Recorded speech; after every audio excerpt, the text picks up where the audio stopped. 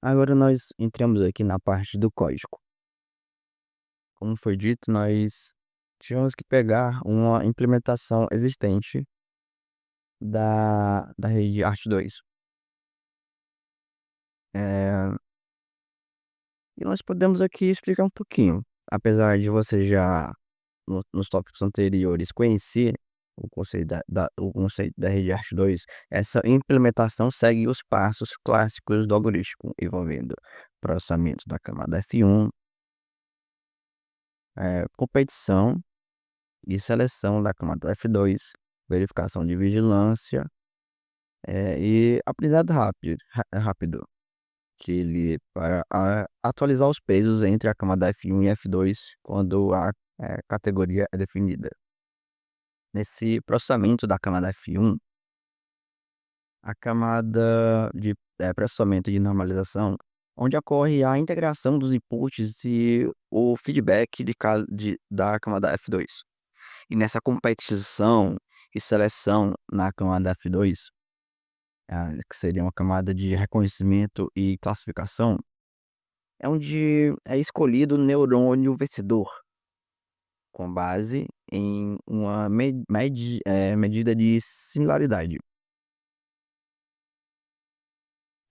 Nós temos, por exemplo, aqui essa função esquema art2f1.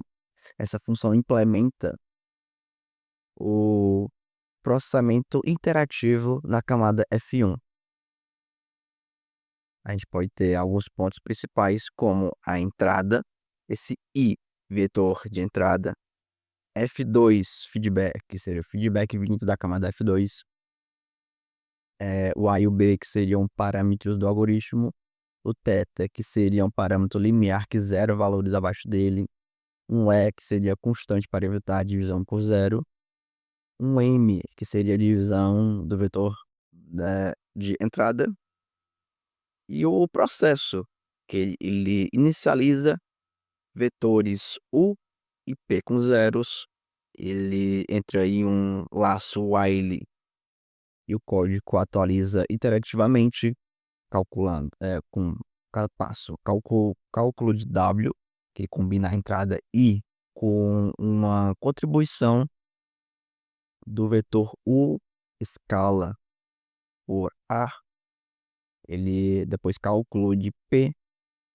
que seria uma soma U com o feedback da camada F2 e uma normalização, que seria o x é igual a W dividido por E mais esse W, o módulo, e Q é igual a P dividido por E mais que seria a normalização, no caso agora de P. Essas normalizações garantem que os vetores tenham controle de magnitude. E a aplicação da função de ativação. Valores menores que θ são zerados, representando uma espécie de desligamento. O cálculo de V, a atualização de U. O laço termina quando a diferença entre iterações consecutivas é menor que o limite 0,001. E nós temos saídas, que ela retorna os vetores U e P, que serão usados na camada F2 para a seleção do neurônio vencedor. E nós temos a função artProcess. Essa função gerencia o processamento de um único padrão na rede Art2. Nós temos o I, que seria a entrada, o número de neurônios, que é o número máximo de neurônios ou categorias na camada F2.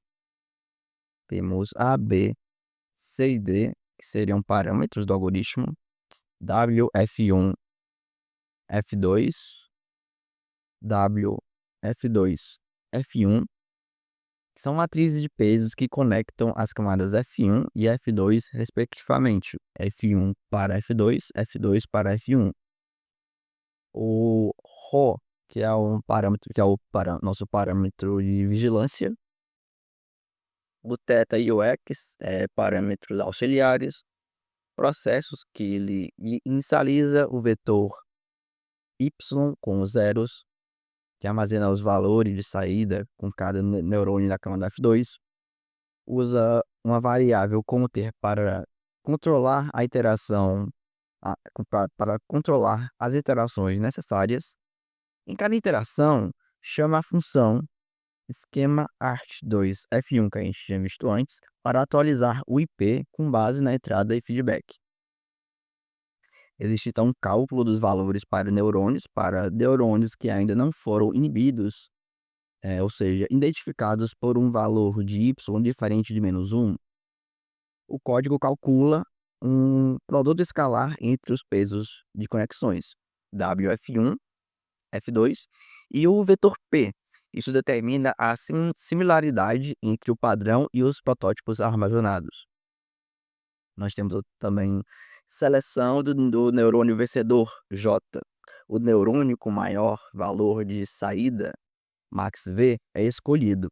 Se não houver um neurônio válido, exemplo, max V não atinge certo patamar, o código lança um erro indicando que o número máximo de categorias foi excedido.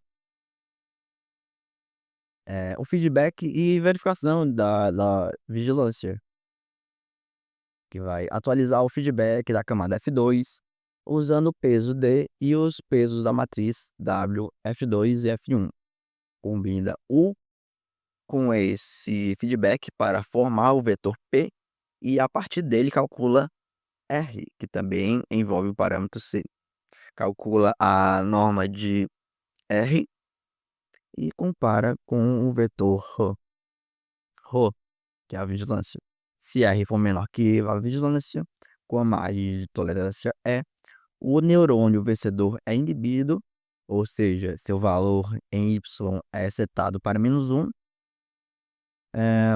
e o processo é reiniciado. Caso contrário, se uma condição de vigilância é satisfeita, o algoritmo passa para o aprendizado rápido. Nesse aprendizado rápido, vai ser atualizados os pesos bidirecionais entre as camadas F1 e F2 para o neurônio vencedor usando os valores normalizados U e o parâmetro D. Ao final, retorna o vetor U e o índice do neurônio vencedor J. Na função art2, essa vai ser uma função principal que processa um conjunto de padrões. Nós vamos ter entradas X, uma matriz de padrões de entrada, cada linha é um padrão. Parâmetros do art2, A, B, C, D, θ, ρ e E. Um output, que é o número de neurônios de saída, se não definido, utiliza o número de padrões. E o processo, que ele inicializa a matriz de peso, WF1, F2, matriz de conexão, como foi dito, de F1 para F2, iniciada com um valor constante baseado em D na direção N dos padrões. Matriz WF2, F1, que como foi dito é a de F2 para F1, inicializa ela com zeros. Para cada padrão na matriz X, chama-se a função artProcess para processar o padrão e identificar o neurônio vencedor. Depois atualiza os pesos para o neurônio vencedor. Novamente, claro, realizando a atualização de aprendizado rápido. Armazena o índice do neurônio vencedor em um vetor W, que representa a classificação, ou seja, o cluster para cada padrão. Na saída, nós temos o vetor W com os índices das categorias atribuídas a cada padrão. Nós temos aqui adicional um código aqui, mas que já foi, não foi, perdão, que pois a gente pegou um algoritmo já existente e ele vinha com exemplos. Ele vinha com um exemplo. Então a gente vai ver aqui o exemplo, logo o resultado, pois eles consistiam assim. foi definido pontos em um plano cartesiano. E o objetivo do algoritmo é, clusterizar esses pontos. Ou seja, a gente pode ver aqui visualmente que seriam colorir esses pontos. Aqui, essa coloração que está aqui é uma definida pelo, pelo escritor que fez esse código. Não foi o algoritmo. O algoritmo é o que vai estar embaixo. A gente vai perceber a diferença que é. E aqui. Esse aqui foi o cluster feito pelo Art2. Ele não identificou um cluster em blocos quadrados, ele identificou clusters diagonais. E por isso não foi tão preciso, apesar de que ele realmente clusterizou. Isso acontece em algoritmos não supervisionados, em que não existe um rótulo, ou seja, não tem onde ele se basear.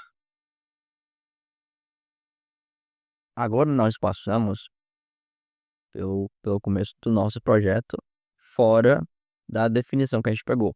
A gente importou aqui as bibliotecas que a gente vai usar: Pandas, Matplotlib, Scikit-learn, o Colab apenas para um pouquinho do uso de um arquivo. Desse arquivo aqui que a gente carregou, vai estar no repositório.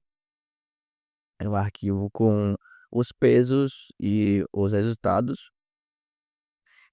Na dataset desse arquivo aqui, a gente teve que fazer um pré-processamento. Como a gente aprendeu antes, que às vezes nós temos que fazer pré-processamento no nosso conjunto de dados, não apenas uma normalização simples que a H2 carrega. A gente vai pular essa etapa código de pré-processamento, mas explicando aqui um pouquinho, basicamente é porque nós temos itens que deram valor 1 e itens que deram valor 0. Só que no nosso conjunto de dados existiam muitos valores, itens com resposta 0. E se nós pusermos isto em qualquer modelo até, a probabilidade é muito alta de enviesar o modelo. Então nós tivemos que reduzir o número, mesmo que perdendo a precisão, e trabalhamos com um número igual de dados que deram 0 e dados que deram 1. Nesse caso aqui é um dataset com uma dimensionalidade muito grande. A gente vai ver aqui o que causa na Art2. A gente definiu aqui um mapa de plotagem. Nesse caso, a gente usou um mapa de calor, pois vai ser o mais ideal para mostrar os dados aqui de forma visual, sem demandar muito conhecimento.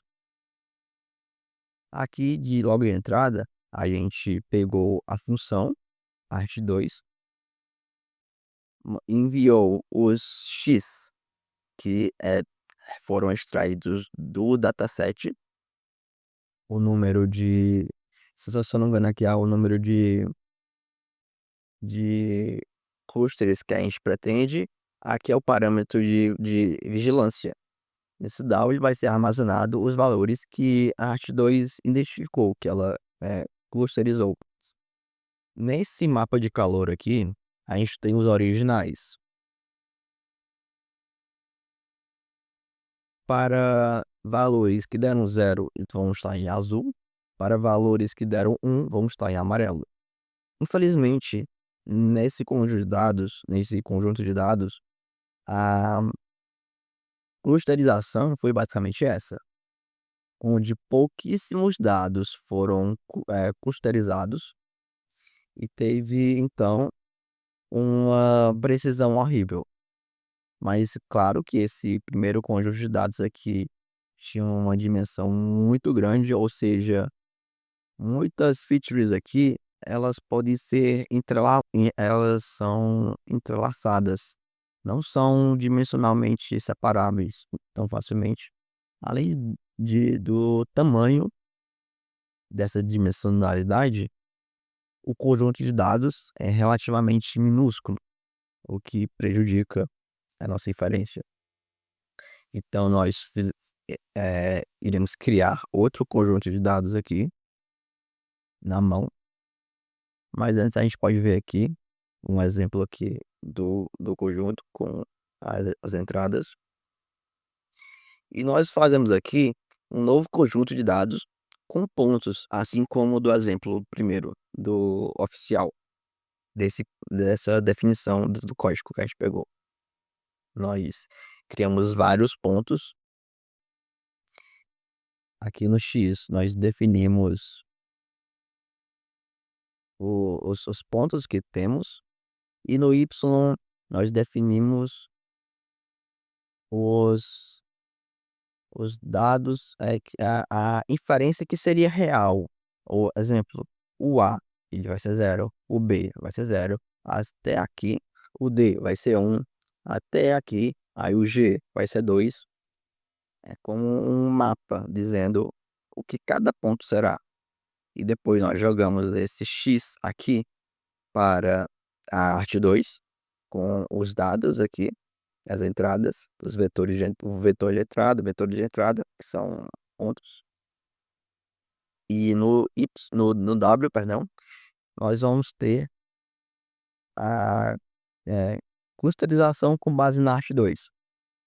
Nós botamos aqui o original, essa primeira faixa aqui é zeros, essa segunda faixa é 1, essa terceira faixa é 2. Aqui, é o original. E foi um pouco melhor que o primeiro, devido à fácil redução de mensalidade. A própria dimensão dos dados é muito menor que no primeiro caso. Então foi mais fácil para a arte 2 clusterizar de forma certa. Ela clusterizou um de forma certa, outro de forma meio certa e outro completamente errado.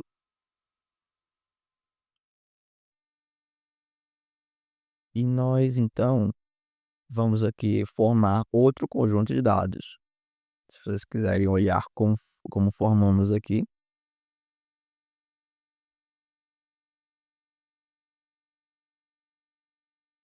no nosso original, nós temos esse mapa de calor aqui. E no Art 2, ele, ele clusterizou e obteve esse resultado de baixo. Não tão bom quanto o anterior, mas muito melhor do que aquele conjunto de dados maior. Ou seja, possivelmente nós já estaríamos vendo limitações da arte de forma escalar, ou seja, quanto mais dados nesse cenário aqui, quanto mais dados, pior poderia ser a sua precisão, a sua clusterização. E nós temos aqui uma outra visão dos dados, de forma mais visual, onde nós temos um grupo de vermelho aqui bem separado, nós temos um grupo de azul aqui bem separado, e um grupo aqui de verde mais ou menos separado. Tem um vermelho bem aqui. E o nosso algoritmo, que a gente pegou, ele clusterizou não tão bem. No caso, perdão, era outro conjunto de dados, não é igual a esse daqui. Ele separou aqui corretamente esse daqui, mesmo sendo uma cor diferente, porque não foi dito que ele era azul, só foi dito que teriam esses pontos, então seria um cluster, e ele escolheu uma cor. A cor nesse cenário que não importa, por ser um algoritmo não supervisionado, ou seja, não existem rótulos. A pessoa, depois que achar clusters com o algoritmo, vai criar rótulos.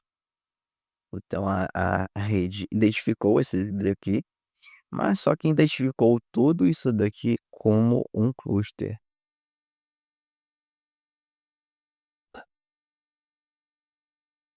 E com isso nós terminamos o nosso projeto aqui. Se fosse uma implementação, uma escrita do projeto na prática iria custar muito mais tempo, então foi passado uma visão por cima mostrando as saídas. Mas esse código aqui vai estar disponível no repositório e vocês podem olhar como foi feito, podem olhar de onde foi pego o algoritmo. Aqui, de cara, nós podemos ver que talvez tenha tido uma linha aqui, um neurônio aqui, e por isto a clusterização aqui foram todas iguais. Bom, como dito, vocês podem buscar esse código aqui, assim como os materiais, os slides, roteiro usado, talvez, vamos deixar disponível, imagens usadas e tudo. E até mais.